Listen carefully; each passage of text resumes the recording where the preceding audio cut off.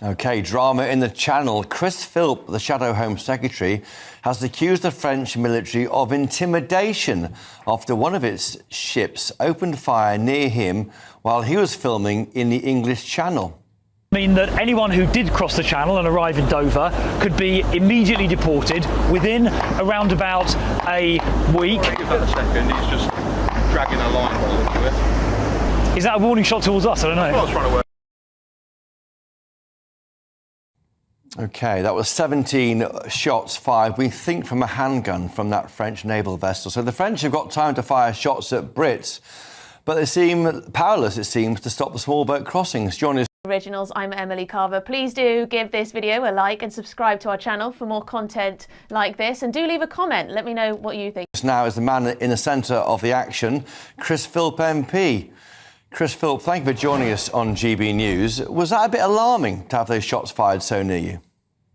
Chris, it was alarming. They fired those 17 shots at the closest point of approach with us. They didn't shoot them beforehand or afterwards. They shot them when they were very close to our boat. And I can only imagine it was done to intimidate us. There was no warning given on the radio channels. There was no planned live firing exercise that had been notified, which would be normal procedure.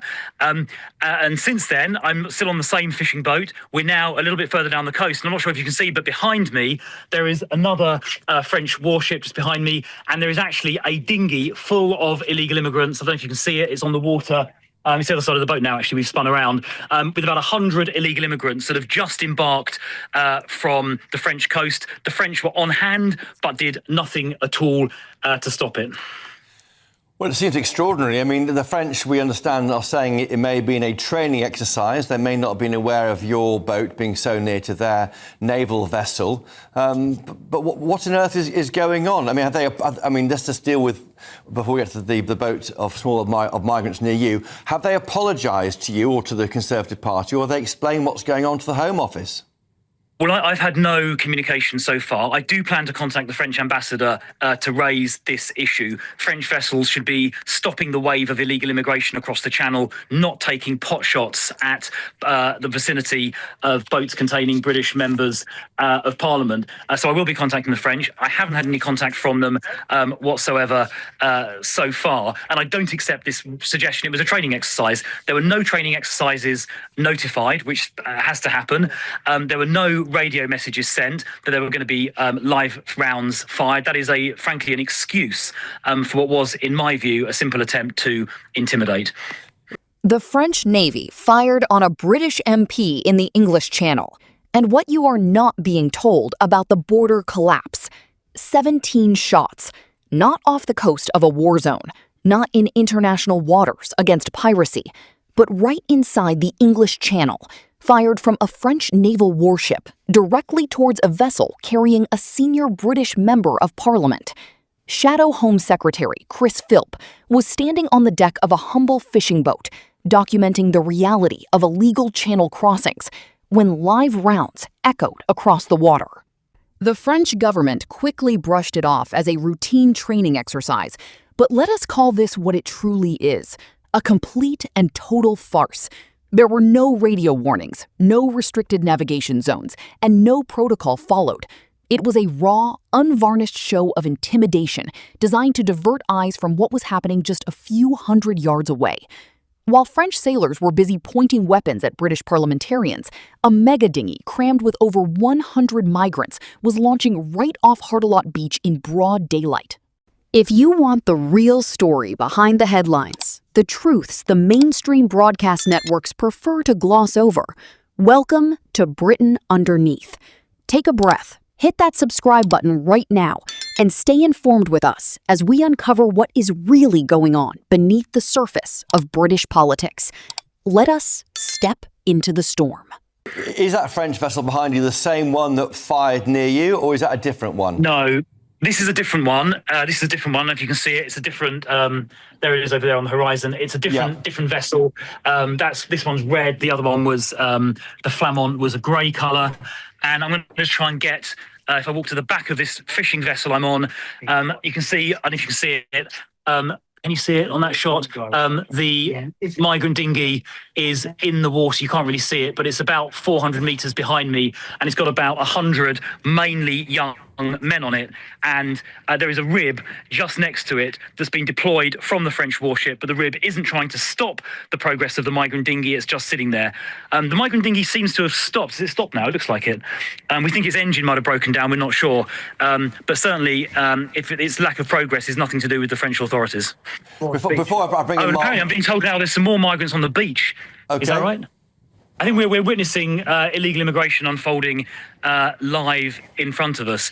Look, the point I would make, Chris, is that if these illegal immigrants on these boats were deported as soon as they got to the UK, pretty quickly they would stop bothering making crossings like this in the first place. And that's why I've got the views I have about the importance of leaving the ECHR and deporting all illegal immigrants as soon as they arrive without any messing around. Otherwise, they know these immigrants on this boat here, mainly young men, as I say, know that when they reach the UK, the government, the Labour government, will put them up in cushy hotels. They've got a 95% chance of staying in the UK, only a 5% chance of getting removed. And as I discovered last year, or showed last year, they can work illegally for companies like Deliveroo and Uber Eats as well. So that is why they're making that crossing, and we've got to stop that by deporting people who cross. Yeah. And in my view, the French should be doing a lot more as well. They shouldn't. They've got a massive warship there, just sitting there doing absolutely nothing. Chris Philp, and with me in the studio is Mark White, our Home and Security Editor. He's got a question for you.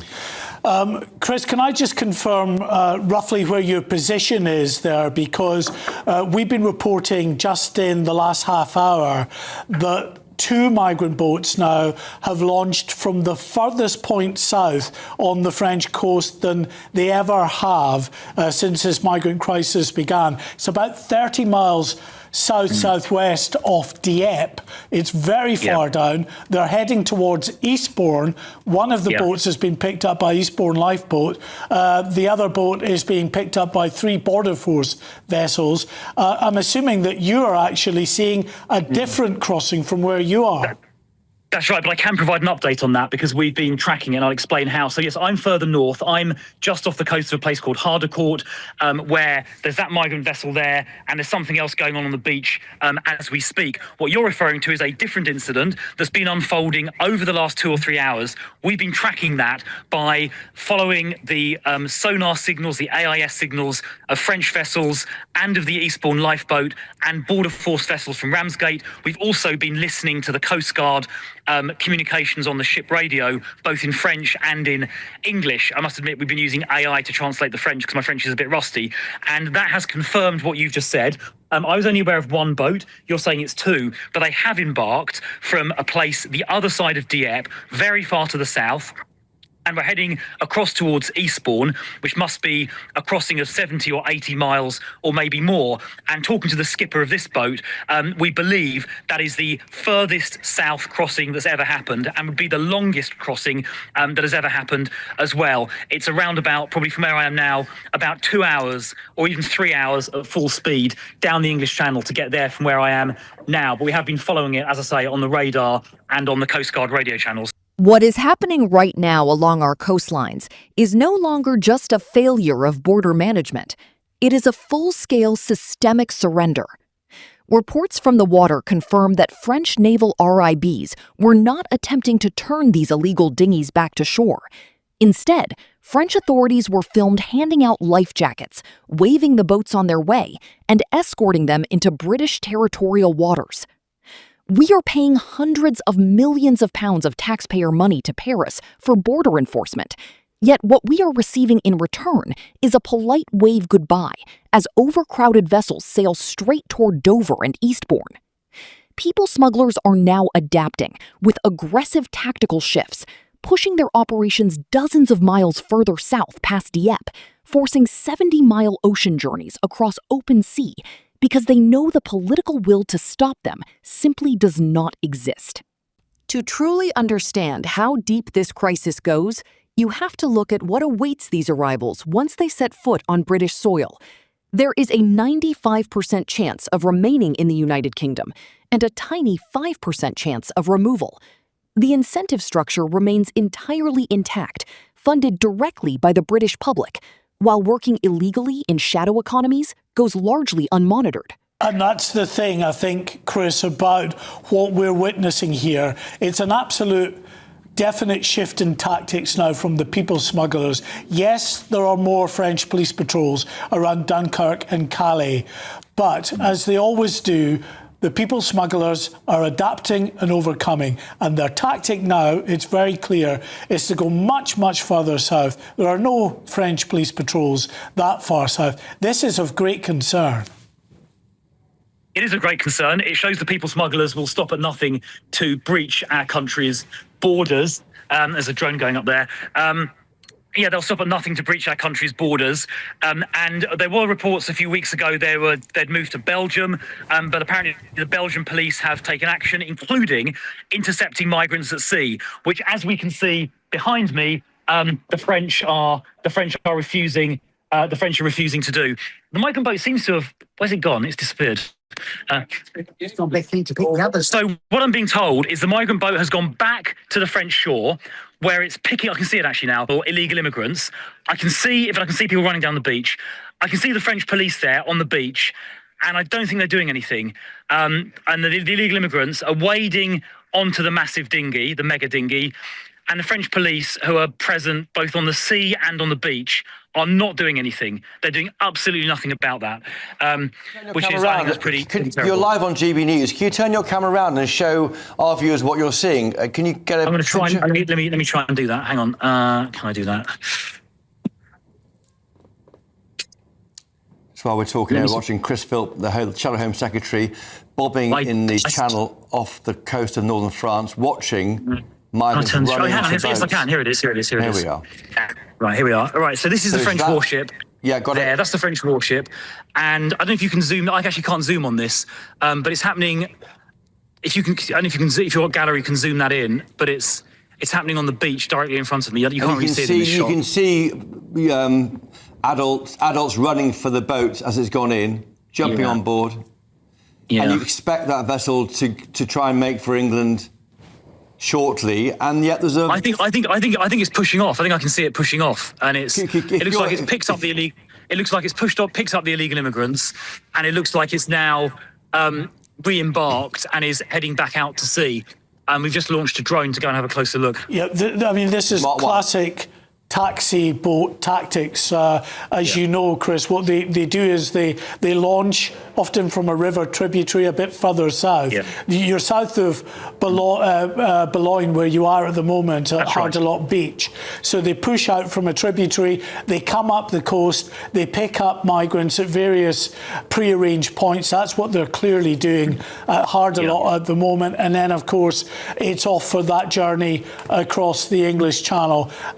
It's so interesting that we had Andy Burnham today talking about how the numbers are down, and they are. Year on year, they're down. But we know, as observers of the situation in the Channel, it can turn on a sixpence. Well, Mark, I was talking to Mark on this point about the numbers. I'm here with the skipper of this boat, Matt Cocker, who's been sailing these waters for many years. And Matt was telling me earlier, the reason the numbers are down this year. Well, Matt, you tell the viewers, why are the numbers down this year? We've had a lot of windy days, really, to be honest. So there haven't been the conditions for the boats to cross the Channel. I mean, I run daily fishing trips, and we've had to cancel more trips this year than we have in the last few years due to the weather. We've had a lot of windy days in the middle of the Channel. So although it feels nice weather on the land, it's not really been the conditions for them to cross. Matt, while I've got you live on GB News, thank you for joining us today.